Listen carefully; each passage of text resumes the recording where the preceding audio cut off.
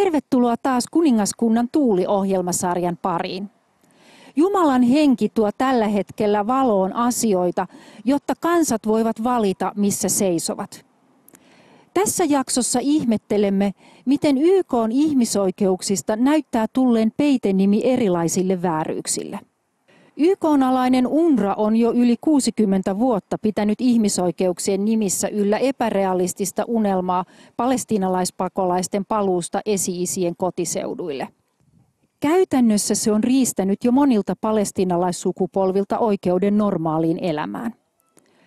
Myös Afrikan maissa on törmätty moniin vääryyksiin, jota ajetaan YK:n ihmisoikeuksien nimissä.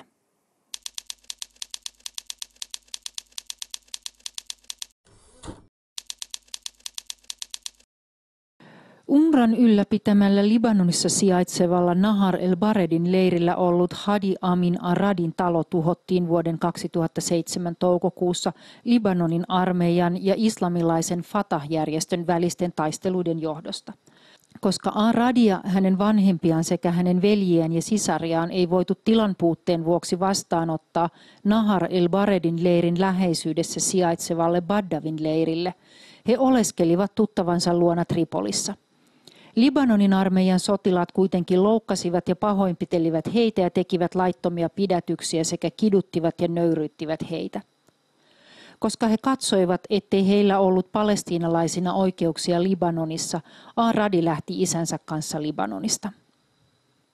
Pakolaisleireillä syntyneillä palestiinalaisilla on siis UNRWAn mukaan oikeus palata Israeliin. Tämä yksi niin sanottu oikeus on sitten vienyt heiltä kaikki muut oikeudet. Jerusalem Institute of Justicein perustaja, ihmisoikeusjuristi Kalev Myers on perehtynyt palestiinalaisten ihmisoikeustilanteeseen. But in most cases they don't have public medical coverage, they can't study in public schools.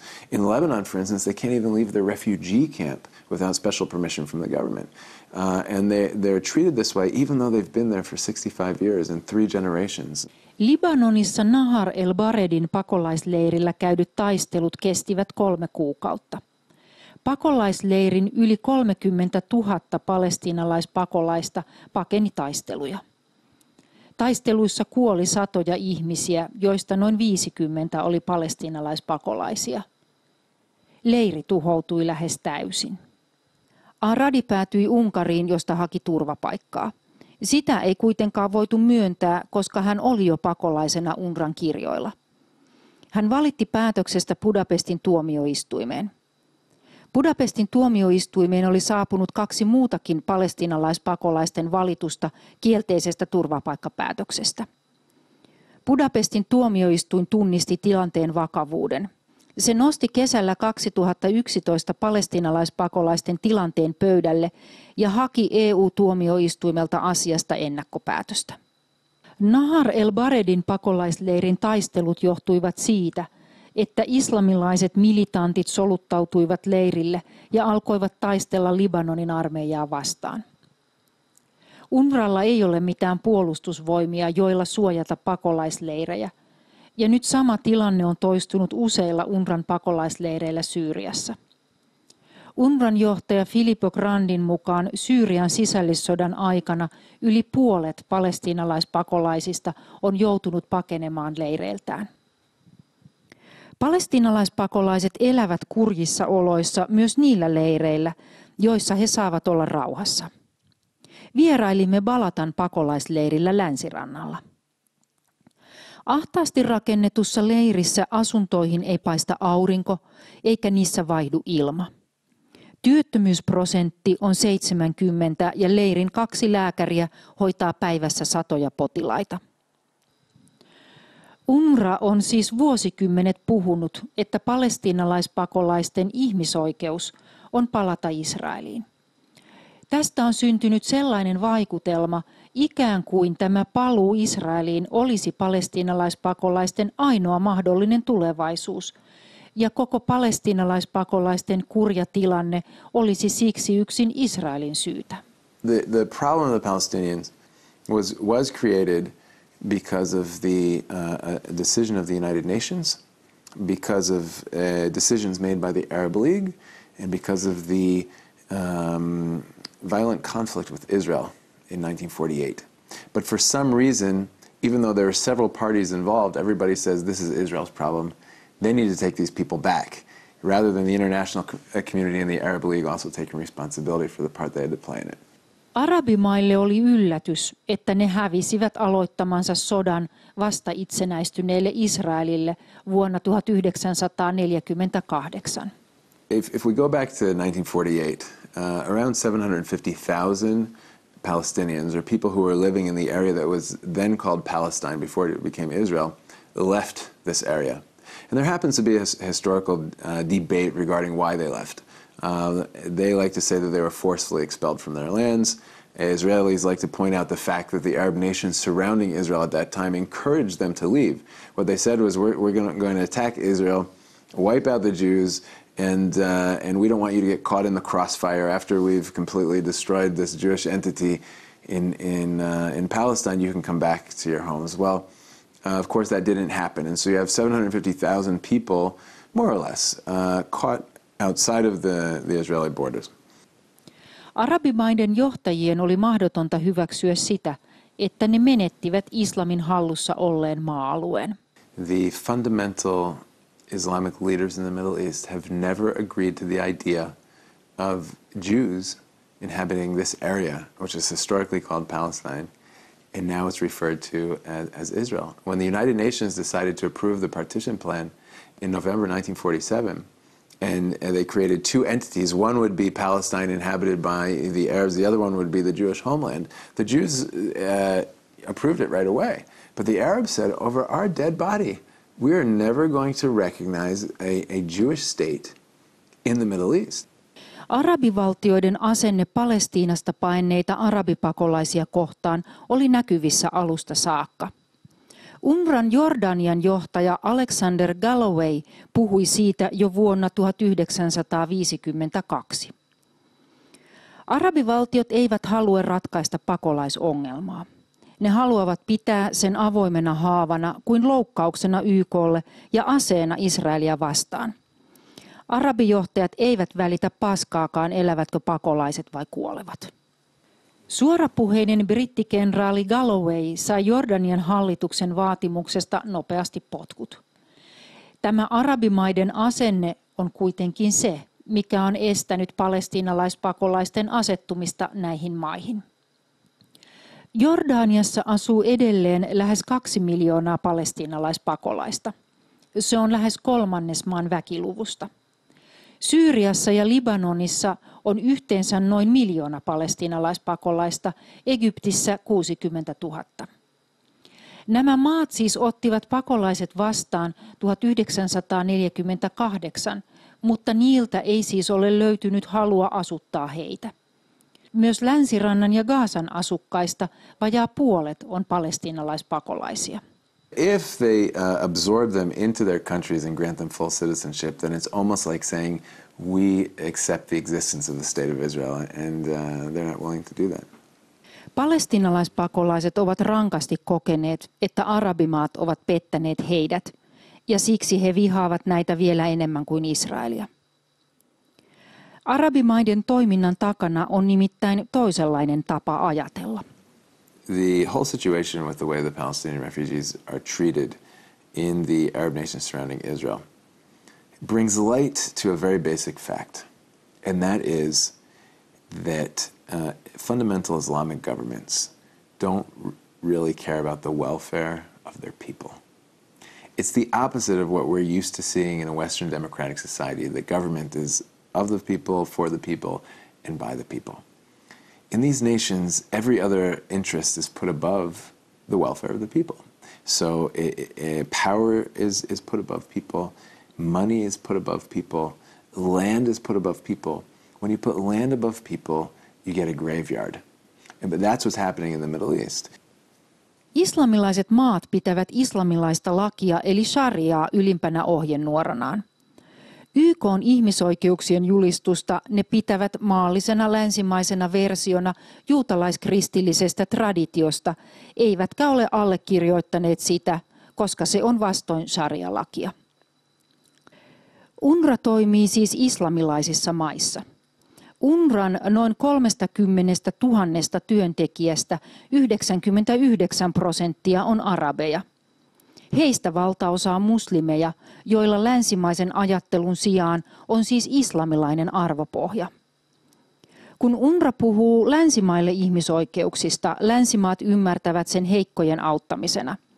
Kun UNRWA puhuu ihmisoikeuksista islamilaisessa kontekstissa, ainoa siitä käsin ymmärrettävä ihmisoikeus on vallata takaisin vanha Palestiina.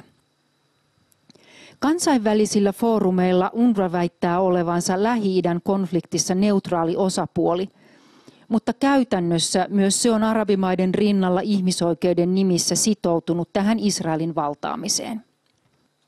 Esimerkiksi toukokuun alussa 2013 UNRWAn Libanonin johtaja Ann Dismore esiintyi palestiinalaisella TV-kanavalla kartan kanssa, josta Israelin valtio oli pyyhitty pois ja sen sijalla oli Arabi-Palestiina ja PLO:n lippu. Israelin valittaessa kuvasta UNRWAlle UNRWA selitti, että kyseinen kartta oli peräisin Israelin itsenäistymistä edeltävältä ajalta. Israelin YK-suurlähettiläs Ron Prosor huvittui UNRWAn selityksistä, koska sen nimistä aluetta kuin Arabi-Palestiina ei ole koskaan ollut ja PLO:n lippukin otettiin käyttöön vasta 60-luvulla.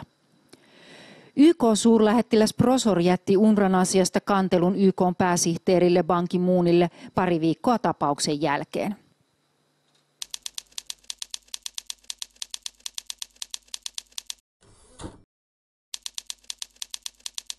Palestiinalaispakolaiset eivät siis tähän asti ole voineet saada turvapaikkaa Unkarista tai muustakaan EU-maasta, koska he ovat jo UNRWAn pakolaisia.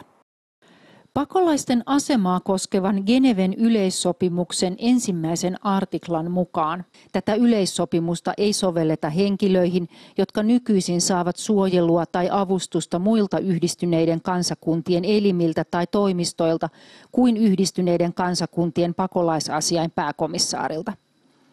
Kun EU-tuomioistuin valmisteli Unkarista turvapaikkaa hakeneiden palestiinalaispakolaisten ennakkopäätöstä, se havahtui siihen, että nämä UNRWAn kirjoilla olevat palestiinalaispakolaiset ovat itse asiassa ainoita, joita tämä Geneven yleissopimus ei koske. Geneven sopimus jatkuu. Kun sellainen suojelu tai avustus on jostakin syystä lakannut, on näillä henkilöillä ipso facto oikeus tämän yleissopimuksen tarjoamiin etuihin. EU-tuomioistuin alkoi pohtia kahta asiaa. 1. Missä tapauksessa voidaan katsoa, että paikalliseksi tarkoitettu UNRWAn avustus palestiinalaispakolaisille on lakannut? 2. Jos katsotaan, että avustus on lakannut, pitäisikö palestiinalaisille automaattisesti taata pakolaisasema EU:n alueella Geneven sopimuksen soveltamiseksi laaditun direktiivin 2004/83 mukaan? Budapestin tuomioistuimen ennakkopäätöspyyntö herätti monien Euroopan maiden sekä myös YK:n pakolaisjärjestö UNHCR:n kiinnostuksen.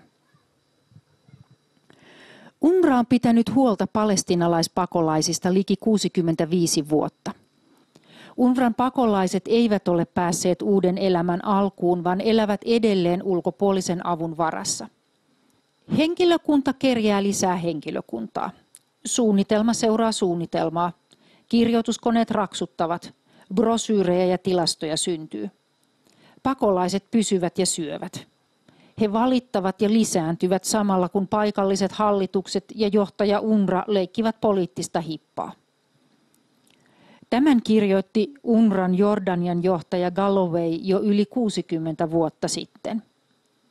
Sitten hänen päiviensä ei juuri mikään näytä muuttuneen. UNRWA ei ole tähän asti halunnut luopua auttajan roolistaan. And so they're not willing to give over these services to the Palestinian Authority, so they're perpetuating the Palestinian problem and a lack of human rights. Balatan 3 koulua lapset käyvät 2 vuorossa ja luokissa on silti ollut 50 oppilasta. Oppimistulokset lukemisessa ja laskemisessa ovat heikot. Kaikki toivo paremmasta elämästä on kytketty siihen, että he vielä joskus saavat juutalaiset pois esivanhempiensa kylistä. أهم شيء عندنا بحياتنا إن إحنا نحلم حلم وبنعمل جاهدين إن نرجع لبلادنا، لأنه الحياة في داخل هذا المخيم لا تعني إلنا ولا شيء، هي بنعتبرها مرحلة بحياتنا رايحة تنتهي آجلا أم عاجلا، وإحنا من حتم إن نرجع لبلادنا بأي وسيلة من الوسائل ونثبت حقنا أن هاي البلاد اللي هي تهجرنا منها وتدمرت هي بلادنا، وليس تمت بأي صلة لليهود إلا من قريب أو من بعيد. Pakolaisuus on siis palestiinalaisille synonyymi UNRWAn opettamalle paluuoikeudelle Israeliin. Esimerkiksi Balatan pakolaiset voisivat antaa pois pakolaistatuksensa ja asettua normaaliin elämään länsirannalle. YK:n politiikkaa toteuttavan UNRWAn sukupolvia jatkunut oikeus paluuseen opetus on kuitenkin ollut niin tehokasta, että vain ani harvat palestiinalaispakolaiset ovat luopuneet pakolaistatuksestaan. Luopuminen siitä tarkoittaisi heille siis luopumista tästä UNRWAn opettamasta ihmisoikeudesta palata Israeliin. واحنا عندنا حق العودة حق مقدس. طبعا ما فيش ولا واحد فينا راح يتنازل عن حق العودة. شو ما صار. ولو ما عدتش انا راح يعودوا اولادي، ولو ما عادوش اولادي راح يعودوا احفادي. المهم راح نعود. Nyt Balatan pakolaisleiriltä kuulimme, että tilanne uhkaa näiden paluuoikeuteen kasvatettujen palestiinalaispakolaisten järkytykseksi muuttua. YK:n jäsenvaltiot nimittäin äänestivät palestiinalaishallinnon YK:n tarkkailijavaltioksi marraskuun lopussa 2012, ja YK on sen jälkeen alkanut puhua, että kun palestiinalaisilla alkaa siis olla oma valtio, YK voisi pikkuhiljaa vetäytyä uuvuttavasta UNRWA-operaatiosta. Tilanne on herättänyt paljon kysymyksiä ja levottomuutta palestiinalaispakolaisten keskuudessa, ja Balatan pakolaisleirillä järjestettiin sen johdosta suurkokous lokakuun lopussa 2013. Ehkä ollaan pääsemässä siihen, mistä UNRWAn Jordanian johtaja Alexander Galloway kirjoitti yli 60 vuotta sitten. On tarpeen erottaa viehättävä poliittinen manööveri ja se kova epämiellyttävä tosiasia, että pakolaiset eivät näytä voivan palata koteihinsa Palestiinaan. Tämän hyväksymiseksi tarvitaan poliittisia toimia, eikä se kuulu UNRWAn tehtäviin. Toiseksi on määrätietoisesti pyrittävä saamaan isäntämaat ottamaan tehtäväkseen pakolaisten avustaminen, jotta UNRWA vapautuu paljon tärkeämpään tehtäväänsä, joka on pakolaisten uudelleen asuttaminen. Palestiinalaispakolaiset ovat kärsineet paljon tämän niin sanotun ihmisoikeuden takia. Yllättäen myös Afrikan maat ovat törmänneet outoihin asioihin YK:n ihmisoikeuksien nimissä. Jerusalemissa järjestetyssä afrikkalaisten johtajien huippukokouksessa niistä oli puhumassa eteläafrikkalainen ihmisoikeusaktivisti Pearl Kupe, joka on koulutukseltaan juristi. When I grew up as a young girl, human rights, represented certain basic rights, freedom of expression and all those other things. But we've observed that more recently, human rights seems to be evolving.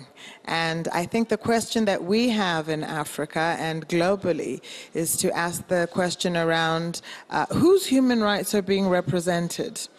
And it looks like it's the more vulnerable people who now no longer have any human rights.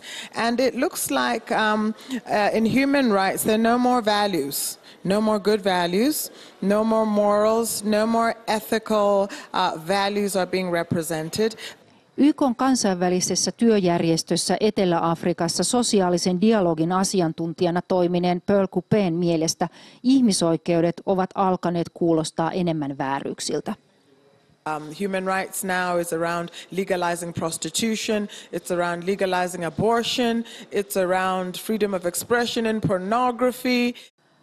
Afrikassa YK ei ole tyytynyt vain toivomaan muutosta.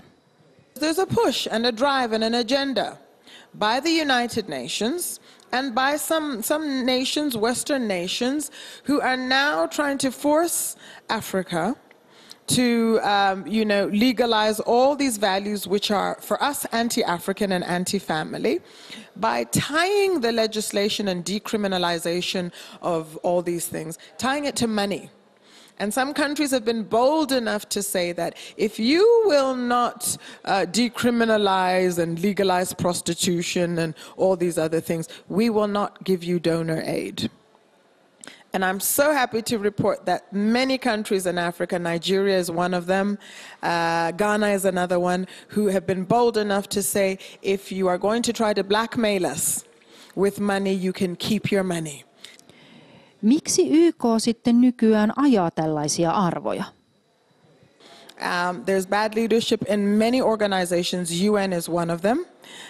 People who've just decided that they're not going to be accountable and they will push the immorality agenda, not only for themselves as nations, but on other nations. So I think UN is a victim of that, of if you don't have an established foundation where you say, this is our foundation, this is our basis, these are our values, and we will not be moved. You will be easily blown by the wind of any doctrine and other agenda. And it's unfortunate that the UN is metamorphosizing from a body that I think was once respected, but I see now in many nations and with many people is no longer respected at all. Yes. Mikä sitten on kestävä arvopohja? Well, for me, the Bible actually provides all the good moral values. I think that values don't come out of nowhere. Values have a source. And for me, the source is the Creator. You know, you cannot disconnect values from the one who created the people and put in their DNA and wired them up to have values. So biblical standards and values have to be related to the Creator. If you disconnect from the Creator, you will never have values. YK:n päämajan vieressä New Yorkissa on rauhantahdosta kertova patsas ja muurin sen lähelle on kirjoitettu samasta rauhanpyrkimyksestä kertova teksti.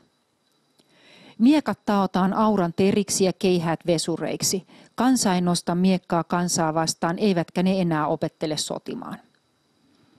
Tämä Raamatusta Jesajan kirjasta otettu teksti on kuitenkin osa pidempää viestiä, joka kertoo myös sen, miten kansakuntien riidat ratkeavat. Koko teksti nimittäin kuuluu näin. Päivien lopulla on Herran temppelin vuori seisova lujana, ylimpänä vuorista, korkeimpana kukkuloista, ja kaikki kansat virtaavat sinne. Monet kansat lähtevät liikkeelle sanoen, tulkaa, nouskaamme Herran vuorelle, Jaakobin Jumalan huoneeseen, että hän opettaisi meille teitään ja että me vaeltaisimme hänen polkujaan. Sillä Sionista lähtee opetus, Jerusalemista Herran sana. Hän ratkaisee kansakuntien riidat, jakaa oikeutta monille kansoille.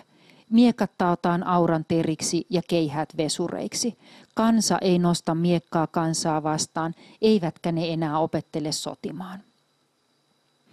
Tämä haave sotien loppumisesta ja kansainvälisestä oikeudenmukaisuudesta toteutuu siis vain, kun kansat tulevat Israelin Jumalan luo Jerusalemiin. Tällä hetkellä YK näyttää kuitenkin ihmisoikeuksien nimissä kulkevan tasan vastakkaiseen suuntaan. Keväällä 2006 YK perusti nimittäin uuden elimen. Ensimmäisenä toimintavuotenaan tämä elin tuomitsi vain Israelin ja sen peräti 9 kertaa. Kaikista maailman maista Israel on nostettu ainoana maana pysyvästi sen käsittelylistalle. Tämä elin, joka on päättänyt, että sen kokouksissa ei käsitellä sharia-lain vastaista kritiikkiä, on tähän mennessä tuominnut Israelin jo ainakin 45 eri päätöslauselmassa.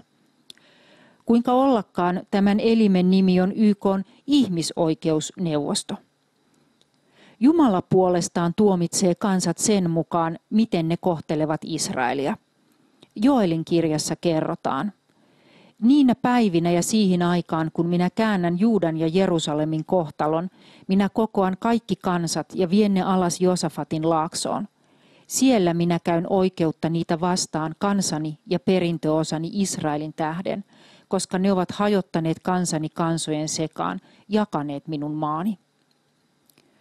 YK ihmisoikeuksineen näyttää olevan vakavalla törmäyskurssilla Jerusalemissa tämän Jumalan oikeudenmukaisuuden kanssa. UNRWAn länsirannan toimisto sijaitsee Jerusalemissa vastapäätä Ammunition Hilliä, joka on vuonna 1967 tapahtuneen Jerusalemin yhdistymisen muistomerkki. UNRWAlla näyttää olevan vaikeuksia tunnustaa edes sitä, että Jerusalem on osa Israelia. Esimerkiksi kesällä 2013 internetissä olleessa työpaikkailmoituksessa UNRWAn osoitteena oli miehitetty Palestiinan alue Jerusalem. Kysymys on lopulta siitä, kuka hallitsee Jerusalemissa. Psalmissa 2 lukee: Miksi kansat kohisevat ja kansakunnat turhia ajattelevat? Maan kuninkaat nousevat, ruhtinaat yhdessä pitävät neuvoa Herraa ja hänen voideltuaan vastaan. Psalmi vielä jatkaa, että Jumala ei aio tehdä asiassa kompromissia. Hän, joka istuu taivaassa, nauraa. Herra pilkkaa heitä. Silloin hän puhuu heille vihassaan, kauhistuttaa heitä kiivaudessaan. Minä olen asettanut kuninkaani Sioniin, pyhälle vuorelleni. EU ja sen jäsenmaat ovat olleet UNRWAn ihmisoikeuspolitiikan suurin rahoittaja. Nyt myös sen hedelmä alkaa kaatua EUn niskaan. Euroopan unionin tuomioistuin pohti palestiinalaispakolaisten turvapaikkakysymystä 1,5 vuotta. Joulukuun puolivälissä 2012 se teki sitten ennakkopäätöksen, joka on hyvin merkittävä.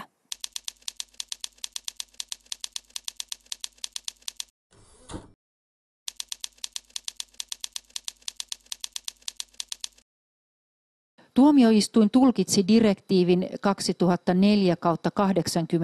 2004/83 niin, että mikäli Hadi Amin Aradi pystyy osoittamaan, ettei UNRWA ole pystynyt suojelemaan häntä, hänellä ja hänen jäljessään sadoilla tuhansilla muilla UNRWAn huostassa turvattomiksi jääneillä palestiinalaispakolaisilla on mahdollisuus automaattisesti saada turvapaikka mistä tahansa EU-maasta.